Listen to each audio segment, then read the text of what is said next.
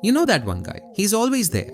In the background, walking past you on a rainy street, sitting alone in a metro, or ordering tea at the corner stall with headphones on. He's not loud. He doesn't make a scene, but something about him makes you look twice. You don't know his story, but you know it's probably not simple. That guy, he exists in cinema too. And no, I don't mean the hero, I mean the loner, the outsider. The one who doesn't belong, not because the world pushes him out, but because he just doesn't fit in. The misfits, the watchers, the ones with quiet storms raging inside, these characters live in a strange space between society and isolation, between noise and silence, between visibility and invisibility. And today we're going to talk about the films that dare to tell their stories, the genius of loner films, and why they remain one of the most powerful yet criminally underrated forms of storytelling, especially in Indian cinema. See, in a world obsessed with instant gratification and box office numbers, subtlety often gets sidelined. But some of the greatest films ever made weren't about saving the world. They were about surviving in it, quietly, alone. Let's talk about the titans. Taxi Driver,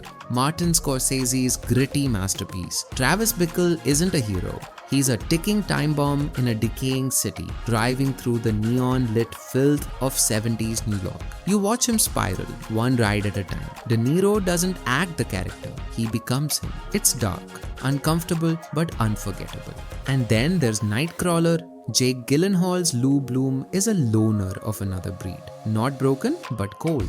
Calculated, watching the world through a camera lens, feeding off tragedy. It's capitalism with a camera and no conscience. Every line he says feels like a performance within a performance. The genius here isn't just in the acting, it's in how the film forces you to question how complicit you are in a system that rewards his behavior.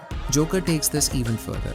Arthur Fleck is a man crushed by the weight of invisibility, a clown by day, a ghost by night. The film isn't about creating a villain, it's about showing what happens when no one listens. When every laugh hides a scream, Joaquin Phoenix doesn't play Joker, he bleeds him.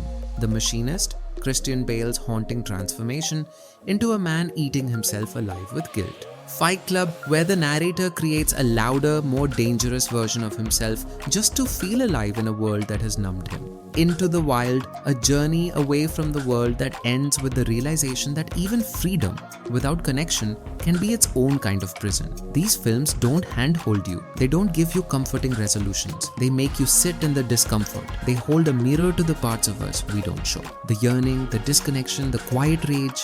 And here's the thing, this kind of cinema isn't just a Western phenomenon. India has given us some absolute gems, raw, unflinching stories of internal battles that go unnoticed. Udaan. A boy thrown out of school returns to a father who doesn't see him as a son, but a disappointment to be molded. It's not about running away. It's about trying to breathe in a house that suffocates you. Every silence in that film is louder than any scream.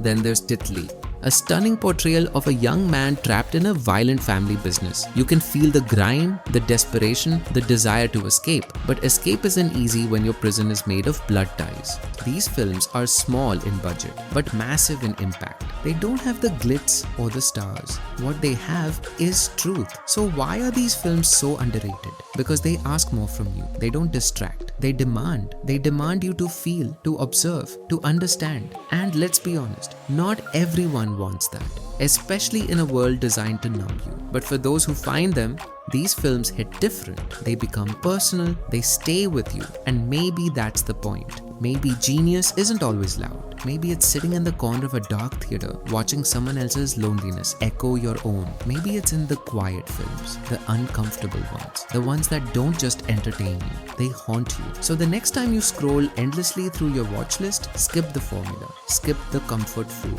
Pick a film that makes you sit in silence after it ends. Because genius deserves to be seen, especially the quiet kind. Let me know your favorite loner film in the comments. Don't forget to like and subscribe for more heartfelt deep dives into cinema, and keep feeling.